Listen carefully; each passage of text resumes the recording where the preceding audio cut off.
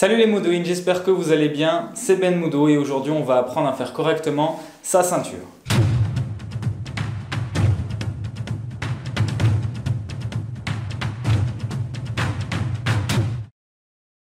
Alors il existe déjà des vidéos sur YouTube, vous en trouverez plein pour savoir faire sa ceinture correctement. Je vais simplement vous montrer moi trois manières différentes de faire sa ceinture et je vais un petit peu aussi vous apporter les significations du nœud de la ceinture, du moins celle que je connais. Attention, je tiens à préciser, je n'ai pas la science infuse, ce que je vous dis c'est simplement ce qui m'a été enseigné à moi, d'accord? Il y a certainement d'autres significations à tous ces nœuds, des choses dans les arts martiaux, c'est pour ça d'ailleurs que dans les découvertes martiales, je demande de présenter la tenue. C'est une chose que j'aime connaître, quelque chose qui me plaît. Avant d'aller plus loin et de voir les nœuds de ceinture, je vous mets en lien de la vidéo un article de Lionel Froidure, qui est un blogueur de karaté, qui est très très bien, que je vous recommande fortement, qui a déjà fait forcément un article et une vidéo sur les nœuds de ceinture et qui donne des explications. Donc c'est complémentaire, vous verrez. Ce que moi je vais vous montrer aujourd'hui, on retrouve des choses dans cet article. Je tiens évidemment à souligner que je ne fais pas cette vidéo en puisant de son article, d'accord? Moi j'ai mes explications d'ailleurs. Voilà, à tout de suite pour les nœuds de ceinture. Donc je vais d'abord montrer une méthode que tout le monde applique et qui très souvent donne un mauvais nœud, c'est que tout le monde plie en deux, voilà, et puis ils passent comme ça, et puis ils viennent devant. J'irai dans les détails tout à l'heure, hein. Ils font leur nœud. Alors même s'ils se concentrent sur l'avant de la ceinture pour que ce soit égal, et bien derrière, très souvent, ils ont un problème, ça va être croisé. D'accord? Je ne sais pas si on voit bien. Moi, on m'a enseigné qu'il fallait que derrière, ce soit une ligne droite. Voilà, donc je vais vous montrer comment faire une ceinture pour que derrière, ce ne soit pas croisé. On va garder exactement la même méthode. Donc, je plie ma ceinture en deux. Je prends le bout et je mets ça sur le nombril. D'accord? Ça ne va pas normalement, la ceinture, ça ne va pas au niveau de la taille, ça va plutôt au niveau du nombril. Et je vais faire la même chose, mais en fait, plutôt que de faire le tour des deux côtés en même temps, je vais faire le tour d'abord d'un côté, puis je vais attraper ma ceinture. Voilà. Ce côté avec lequel je viens de faire le tour, je le pose sur mon nombril, et je vais passer au-dessus avec l'autre côté. Et je vais toujours rester bien au-dessus. Voilà. Et ensuite, je me retrouve là devant. Vous voyez, j'ai un pan qui se situe au-dessus, un pan qui se situe en dessous. D'accord? Donc il y en a un qui est en dessous des deux, l'autre au-dessus des deux. Celui qui est au-dessus va passer sous les deux. Voilà. On a déjà ici un premier nœud. Maintenant, à la fin de mon nœud, il faut que les deux côtés soient de la même longueur. Donc pour ça, je vais simplement ajuster, desserrer et chercher.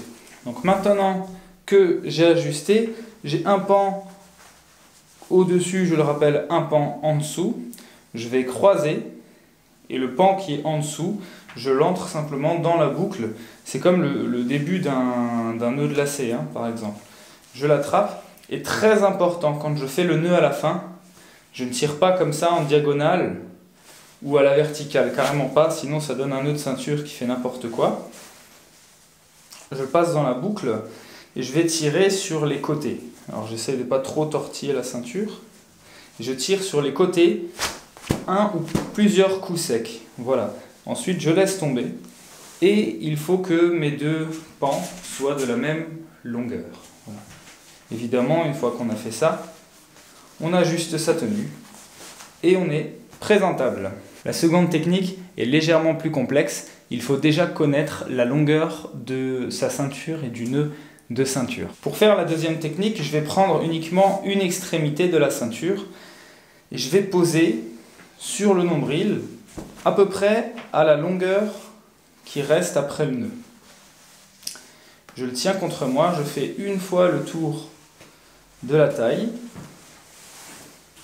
puis je repasse dessus pour un second tour. Voilà.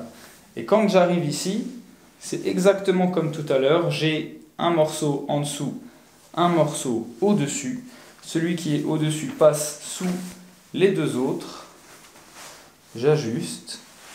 Et une fois que c'est ajusté, à nouveau, je croise, je passe dans la boucle et je tire sur les côtés. Voilà. À nouveau, les deux pans de la même longueur.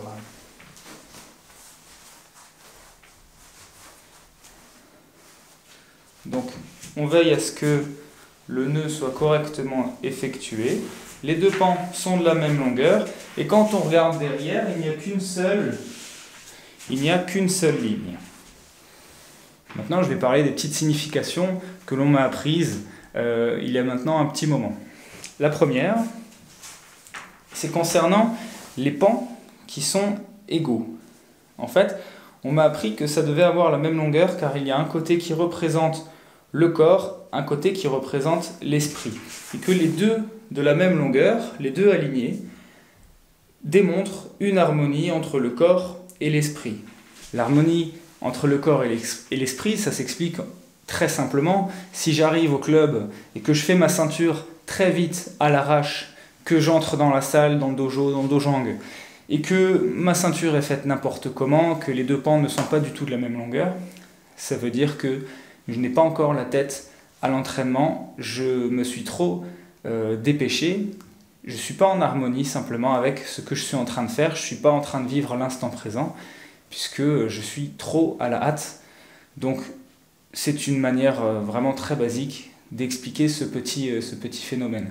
L'harmonie entre le corps et l'esprit, dans les arts martiaux, c'est ce que l'on cherche à avoir. Deuxième signification, il s'agit du nœud en lui-même.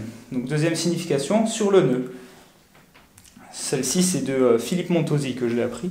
Donc coucou Philippe. Il y a ici, on doit voir ce qu'on appelle les trois nœuds. Donc il y en a un ici en bas, un ici au-dessus et un au milieu. Philippe m'a appris que celui d'en dessous représente la terre, celui d'au-dessus représente le ciel et celui entre les deux représente l'homme qui fait le lien entre le ciel et la terre. Voilà, donc c'est un peu poétique, mais moi je trouve ça beau, alors j'aime bien partager ce genre d'infos que je trouve sympa et qui ajoute un petit peu de profondeur dans les arts martiaux. Petit bonus, je vais vous montrer un troisième nœud qui est le nœud plat, qui est plutôt utilisé quand on va faire du judo ou alors quand on sait qu'on va faire un cours avec plutôt de projection, de travail, de lutte. On ne veut pas que la ceinture nous embête et on ne veut pas constamment resserrer notre ceinture.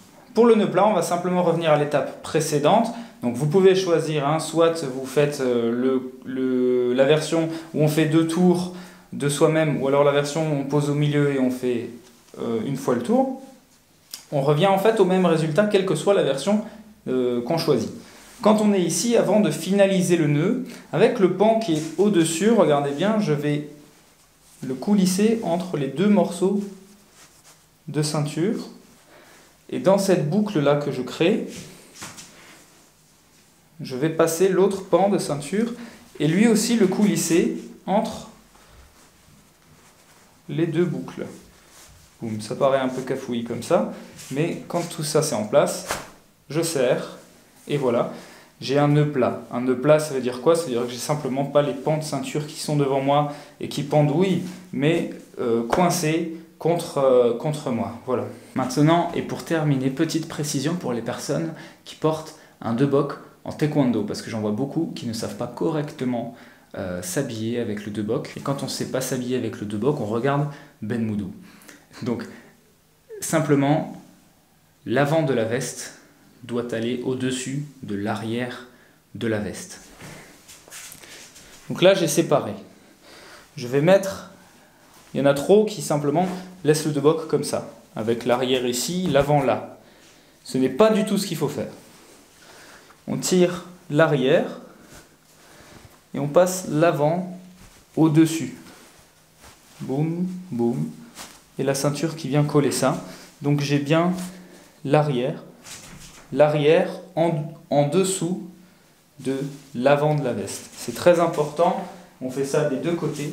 Donc avoir une tenue correcte, ça veut dire avoir un debok correctement portée et une ceinture correctement nouée. D'accord? Je rappelle, le nœud de la ceinture, il se pose quasiment au niveau du nombril. Pourquoi? Parce que c'est un endroit qui est très connu dans les arts martiaux. En coréen, dans les arts martiaux coréens, c'est le danjon.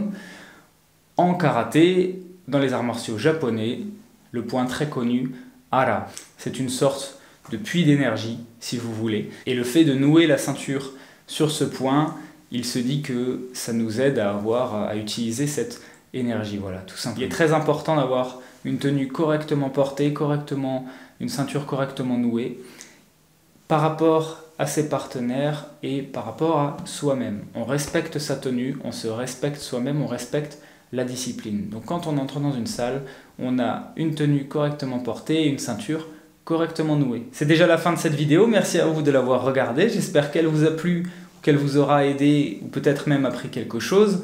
N'hésitez pas à liker, à commenter et à partager comme d'habitude. On s'abonne si ce n'est pas déjà fait. N'hésitez pas à me suivre également sur Instagram et Facebook. Je reste à votre disposition si vous avez des questions, des suggestions de vidéos. Je vous dis à très vite. Merci.